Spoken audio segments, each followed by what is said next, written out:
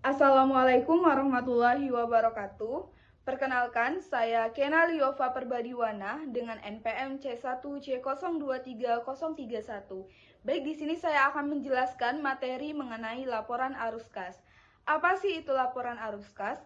Laporan arus kas adalah laporan keuangan yang menginformasikan mengenai arus kas masuk dan arus kas keluar dalam kegiatan atau aktivitas operasi, investasi, dan pendanaan yang terjadi pada suatu periode tertentu.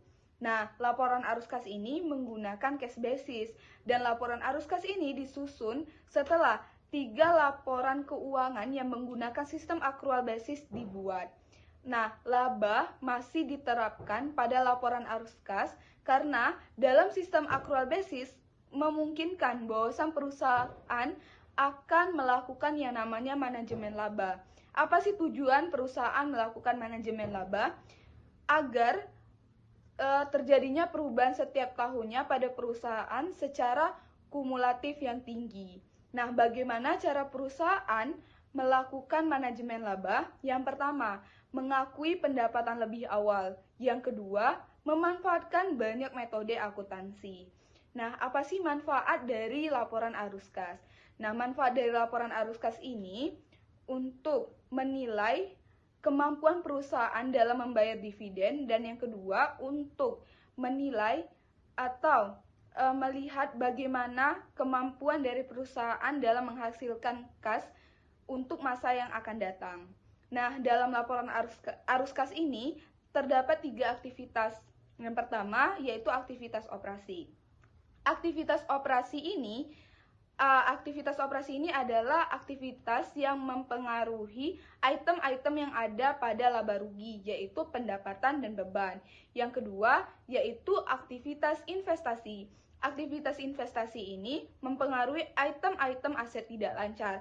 Yang ketiga, yaitu aktivitas pendanaan. Nah, di aktivitas pendanaan ini mempengaruhi item-item liabilitas jangka panjang atau ekuitas. Nah, sumber yang dapat kita jadikan referensi dalam menyusun laporan arus kas yang pertama yaitu laporan laba rugi berjalan, yang kedua laporan posisi keuangan komprehensif, dan yang ketiga yaitu informasi-informasi tambahan. Nah, dalam membuat laporan arus kas ini kita menggunakan 2 metode. Yang pertama yaitu metode langsung. Metode langsung ini disyaratkan atau berpedoman pada IFRS langsung. Nah, pada metode langsung ini kita diharuskan untuk melakukan perhitungan yang meliputi yang pertama, menghitung penerimaan kas dari pelanggan, kedua, pembayaran beban, yang ketiga, menghitung kas untuk pajak.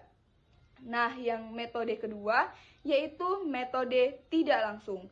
Metode tidak langsung berpedoman atau disyaratkan oleh PSAK besar. Nah, metode tidak langsung inilah yang sering atau yang digunakan di Indonesia.